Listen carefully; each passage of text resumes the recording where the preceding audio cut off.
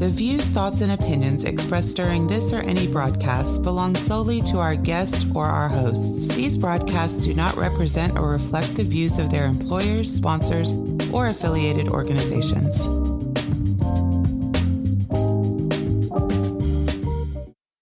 Welcome to the Flipboard EDU podcast with your host, William Jeffrey, where we collaborate, communicate, and educate with the greatest educators in the world on Flipboard. Let's start the show.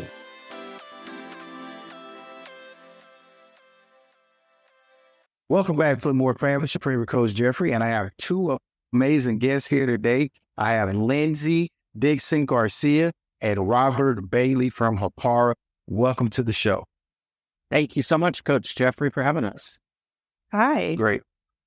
Lindsay, let's start off with you. Let's tell our listening audience a little bit about yourself. I'm Lindsay Dixon Garcia. I'm head of content at Hapara. I was a classroom teacher in the state of Texas for 12 years. I taught high school Spanish for many years, among other things. And about 8 years ago, I made the leap out of public education, but still very much involved. I'll always be a teacher at heart, I think. So now I get to work with Hapara and I get to work with educators every day pretty closely and students every once in a while. I get to talk to a student, which is what we're going to talk about today. And I really enjoy still getting to be a part of that and trying to do positive things for education.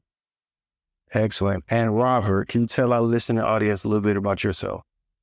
Absolutely. My name is Robert Bailey. I'm a vice president of Hapara. I was a debating and public speaking coach for about 10 years in British Columbia, and I've worked in EdTech pretty much my whole career. So I've gotten to get the best of both worlds, working with students and working in the EdTech industry. I've been with Hapara for 5 years now, and wonderful working at a company that really does try to make a difference in teachers and students' lives. And Lindsay and I had this crazy idea of starting this podcast, and so we're really excited to get it going and to talk a little bit more about it. Excellent. So let me bring Lindsay back into the conversation. Lindsay, can you tell us what is your podcast and what inspired you guys to make it? I think it was actually Robert and I have been talking about doing a podcast for about a year. I think we've had discussions about it. And then Robert, I think, and I'll let him share more about this, but I think he was at COSIN maybe.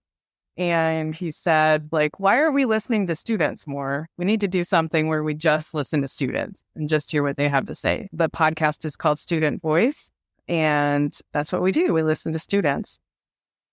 Excellent. And Robert, so what inspired you, or why do you think it's important to even listen to students to begin with and then make a podcast about it? Absolutely. It's a great question. But from my perspective, having worked with students for so long in debating and public speaking and places like that, students are often more articulate and more aware than adults are on a lot of different things and perspectives on them that we haven't had a chance to take a look at. And Lindsay was right. We were sitting around talking about starting a podcast and what it might look like. And we didn't want it to be company focused. We wanted it to be industry focused. And one of the things that they were talking about was their student privacy guidelines. And so they've got these frameworks that they worked on at the district level, at the school-based level, and they're just releasing one for parents on suggestions. And the question was like, what about the student framework? We seem to be talking a lot about students, but never actually talking to the students. And I know in EdTech, we talk to the teachers, we talk to the administrators, we talk to the parents, and oftentimes we don't have time or we forget to ask the students, and they've got some of the best ideas. And so for me, it's in an industry that's specifically trying to make a difference in education, in an industry that is about how we best educate students and how we develop our next set of world leaders. I feel like there's not enough just open and honest listening to what they've like. I love to talk and I love the opportunity to sit down with kids. And for me, the hardest part of the podcast is just not talking and just listening to what they have to say. So far it's been really rewarding and really informative at the same time. So ladies, these students have a lot to talk about. What is your podcast focusing on as you talk to students? We've really made it student-led. In that we've said, what do you want to talk about? Some of their parents, when we approach them, have said, what do you want them to prepare? And what's the topic? And I've said, we want to talk about whatever they want to talk about. And like Robert said, it is, especially as a teacher, it's really hard for me to not interject or try to give advice or something like that during these interviews, because Robert's our host and he's usually doing the interviewing and I'm just a fly on the wall, and it's hard to not jump in and say, hey, but I know about this great resource for you or something like that, or I've totally been through that. But I've learned so much and we've only done a few interviews so far, but I've learned so much just listening to students. I feel like when we were at ISTE and we interviewed students at ISTE, I started reflecting back on my entire teaching career and everything that I did and how I did it, how I could have done things better as a teacher. And so as an educator, it's been a really amazing experience for me just to honestly hear what they have to say. So we're trying to keep it as student-led as possible. A lot of them want to talk about how we've talked to all sorts of kids, and some of them are your high flyers that are taking all AP classes and they're studying for the SAT and they're super stressed out and their parents have very high expectations for them. And then there are other kids that are just trying to get through high school and stay out of trouble because their life circumstances have not been fair for a kid. And so they're just trying to make it through each and every day. And then we've got kids that want to talk about what they want to see in the curriculum, and they want to see more arts and fine arts. And they feel like we've had a few that have proposed talking about that, and they feel like it's just an afterthought and people don't see it as important. And there's not enough time invested in those disciplines for K-12 students. Understandable. And so we're talking about student voices. One of the things that's important for me as a building principal is to get every student's voice. Robert, how are you guys making sure that all students have a voice on your podcast? Absolutely. One of the things that we do is we've got a form where kids can sign up. We've got to get parents sign off and that sort of thing to interview them. But we'll talk to anybody and we'll talk to everybody. That's part of what this experience is. As Lindsay said, so far, we've had the opportunity to talk to the AP student all the way down to, we had this incredible opportunity to speak with a couple of students who were recently released in Louisiana from secure schools. And so talking about like the road from the pipeline from school to prison and then back, and how teachers can better support those students. And so I think it's really important to get the full spectrum and hear all voices. And to be honest with you, that's the hardest part for Lindsay and I in developing the podcast, is going out and finding all of those students, because you're always going to get the overachievers who want to sign up and want to talk. And that's a part of who we have in the classroom. But for teachers and for principals and for everybody else, we want to talk to the students that are struggling, as well as the students that are just present, because their voice is incredibly important and they have very important things to say. So it's part of it is going to be about making sure that we get all kinds of different perspectives and all kinds of different voices, and seeing what they have to say, because it's so not a single one of our interviews so far has been the same. And I think that we've been able to walk away with some self-reflection from every single one of them so far. Man, that's really cool. So Lindsay, I want to go back to you. I want to know, who is the ideal listener? Who do you want to listen to your podcast, and what do you want them to get from it? So I think I'd have a couple of ideal listeners. I think I would want our industry, anyone that's involved in K-12 EdTech, to be a listener, because I think one of the tools that we sell at Hapara in our instructional suite is a Chrome browser monitoring tool. And one of the big things that we talk about is ethical monitoring and letting kids know that they are being monitored. It shouldn't be a surprise. They shouldn't be monitored all the time. It should be during instructional, and it shouldn't be a gotcha. It should be more like a tool used for guided practice to say, hey, I can see you missed a step there on that math problem. Let me send you a message and give you a tip on how to do that better. That's how it should be used. That's how we see it being used. And students, without prompting, have mentioned how much they hate being monitored and how much they hate having teachers close their tabs and how irritating it is. And these are all who are genuinely trying to learn. And yeah, they get off task. I was a high school teacher. I know what it's like. I know what it's like, seventh period, when they're hanging from the rafters and you got to get everybody to settle down. but most kids do want to learn. And the point is like, how much can you excite them about it? That's our job as educators, I feel. And so I feel like the industry really needs to listen to what students want when they develop technology and not just the people with the checkbooks. And then I would say educators, classroom teachers, because they're the ones in the trenches every day. And this is their marketing intelligence. This is how they learn what students want and how they can better reach them. Like I said, I already started rethinking everything I ever did in 12 years of teaching just by listening to a few kids. Because I don't think I had ever really honestly listened to a student as much as I have during these interviews where I didn't talk. Because I'm chatty. Robert will tell you that's hard. But I think classroom teachers, administrators, because I think we get so caught up in the day-to-day in the schoolhouse of going through the motions and making sure everybody's in their seats and nobody's tardy and that kind of thing. And we forget to slow down. And we need to have those spaces to slow down and listen to the kids. That's very understandable. So, Robert, what age group of students are you targeting for your show?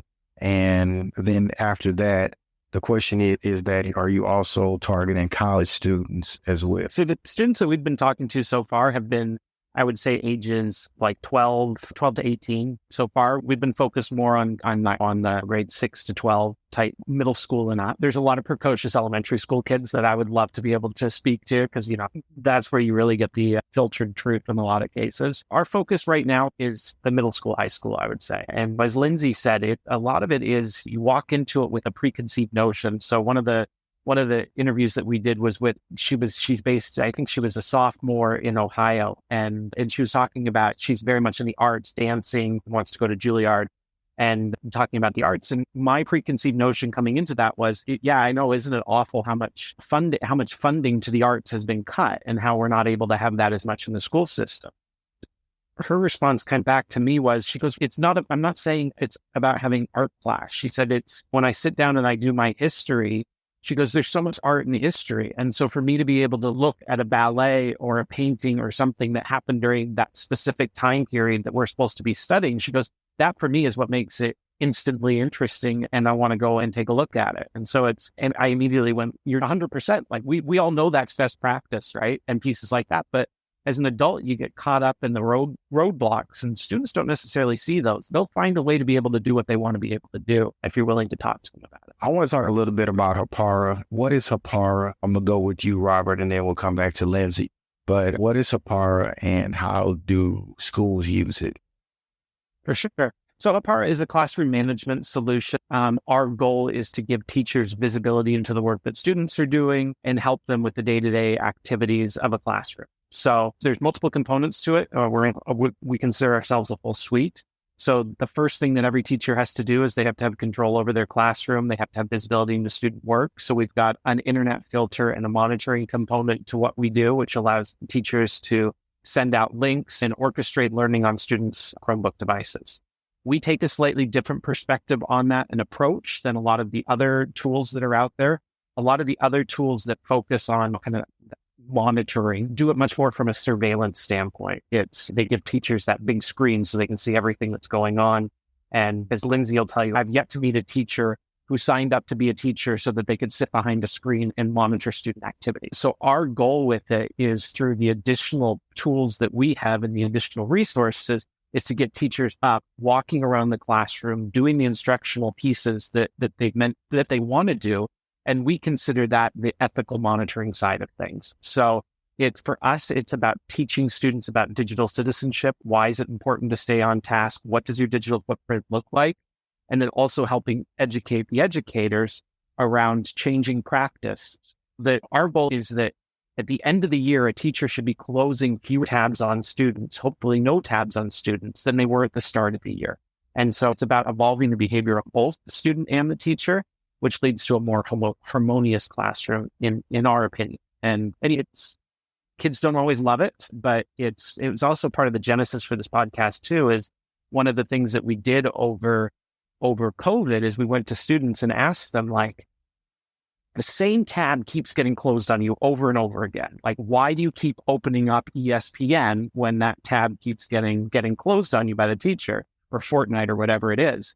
And I was expecting, because I get to lead some of the focus groups with students, I was expecting it to be more around, I wanted to do what I wanted to do. And it wasn't. It was, I didn't know why the tab was disappearing. I thought maybe I hit Command W, like I didn't know why it got closed.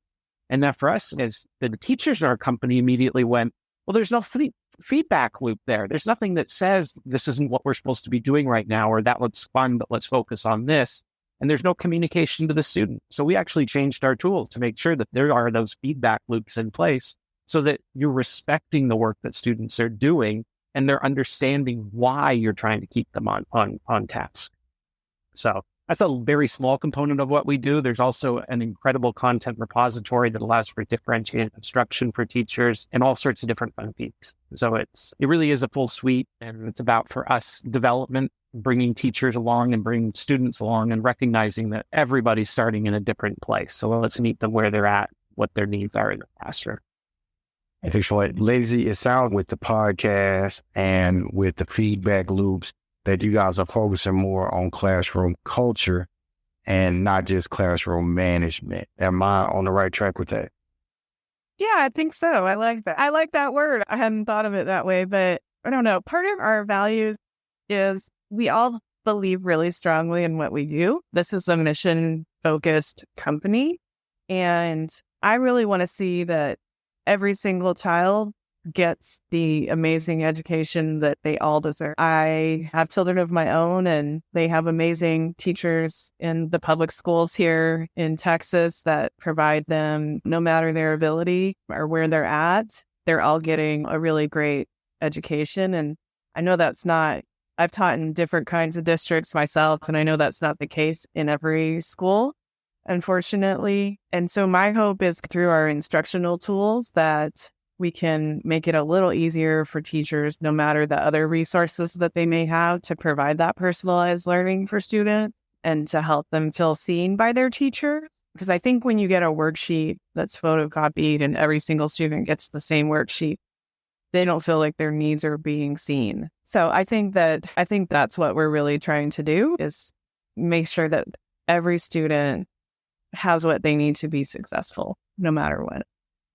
Coach Jeffrey, can I just add onto that really quickly, because it's around the whole mission-driven piece that we do at Hapara. I think that the educators, school districts, and administrators, from the position of an EdTech company, they need to hold their vendors and their EdTech companies accountable as well. And what that company believes in is really important, because the product often reflects that. And so one of the examples that we came across as a company is we've recently developed a web filter. And what we came across that was interesting is there's a lot of web filters out there that they've got the web filter, so they block certain sites, and then they also sell along with that a wellness module, which hopefully helps stop students who may be contemplating suicide or are in a bad place. And the interesting thing is that some of these web filters allow school districts to filter like LGBTQ websites. And it's an issue that's going to be facing the country right now with legislation that's going on around the country. And with LGBTQ youth, 1 in 4 of them will attempt suicide or contemplate suicide. And so you've got school districts now that are inadvertently, through their web filter, filtering out websites like the Trevor Project, which are there to help students who are contemplating suicide or contemplating hurting themselves. They're filtering those sites, and yet on the back end saying that there's a wellness component that's supposed to be helping students. I think that in the EdTech space is a very complicated one, and the decisions that school districts make are incredibly important with the tools, but they also need to push back to the companies and make sure that their values are aligning, and that just because you can do something doesn't mean that you should do something. One thing I can say in my career is that I found out as I've gotten closer to the sun that it's more political. So that's one thing I can say, that, and you sit in certain school board meetings, there are agendas that everybody should be aware of, the people who work in a school district and students. And so I think there are a lot of opportunities for transparency as Hapara and what you guys are talking about. I think that's great. I think it's excellent. And especially since the climate of American culture, this in America, this show goes worldwide, but in America, especially in the state of Texas, there is some political aspects to how people choose to go to school and what they want to happen in schools. Is there any question that I didn't ask you all that you would like to share? Just the natural one for the viewers who want to listen to our podcast might be when it's coming out and how they might access it and everything, because I got to put a little bit of a plug in for that. And so it's going to go live on Spotify and all of the different podcasting platforms. Hopefully in the middle of August is our goal. So August 15th is our goal release date. It's going to be called #StudentVoice.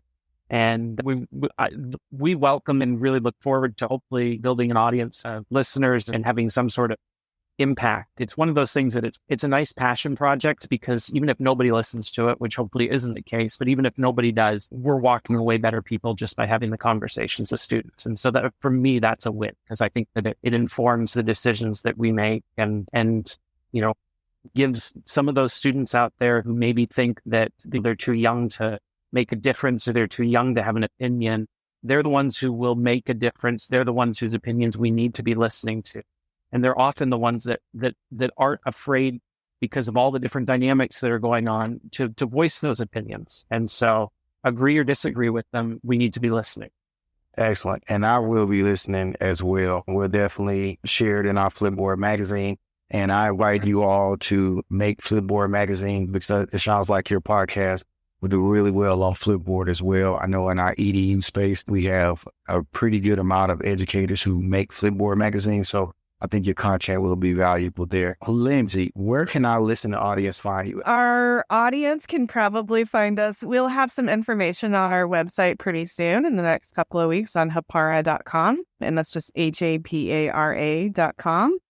And we'll be broadcasting. It'll be available on podcast, on Spotify, iTunes, all the major podcasting in a couple of weeks. And we would love to hear from students that are interested in sharing their thoughts and sharing their voice.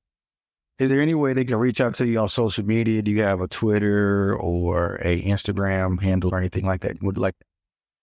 We do. It's at Hapara Team on Twitter. They can also go to the website and reach us there. Our contact information is there as well. And I can send you that information after to include in your show notes if you'd like. They can also reach out to me at K12. My Twitter handle is K12 Student Voice. So just at K12 Student Voice. It's a good place to go. We've got all the forms and everything that we need. It's not a lot, but we need parental consent, obviously, to be able to have the conversations. And so we make sure to do all of that. But we would love to talk to as many students as we possibly can. So, and for the teachers that are listening out there, please do encourage your students to go and to sign up. It's a 20-minute conversation at most. And yeah, it's a good opportunity to get to hear what they have to say. Excellent. So I want to thank you both for coming on the show. And we're going to have to have you guys back on after a couple episodes. After y'all get to your first season, come on back. Let's talk. I'd love that, Coach Jeffrey. Maybe we'll bring a few of our student contributors as well, because they'll make for a fun discussion with you as well. Oh, yeah, most definitely. I love the kids. All right. Thank you guys for coming on the show. Awesome. Thank you so much. You have a good one. Thank you.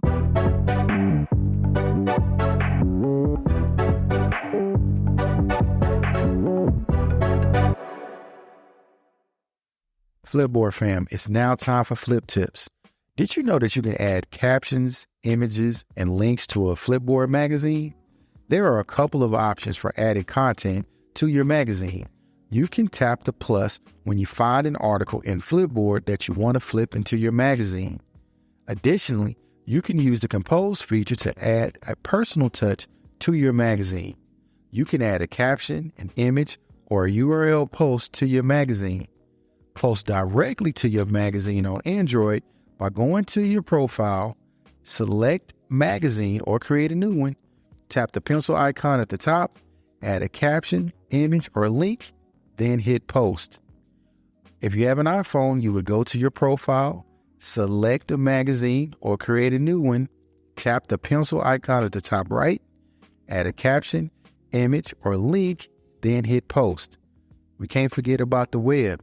On the web, you would click the pencil icon in the top bar, select the magazine or create a new one, add a caption, or paste the link. Images in the app only, not on the web. Then you would click flip. Flipboard fam, it's that easy. I love Flipboard. Every story on Flipboard is a plus. Flipboard fam, thanks for sticking with me on this episode. I want to thank Lindsay Dixon Garcia and Robert Bailey of Hakara for speaking with us about the Student Voice podcast. I want to give a special shout out to Crystal Vanderboom and Aileen Laylor for their edits on the Flipboard Educators blog.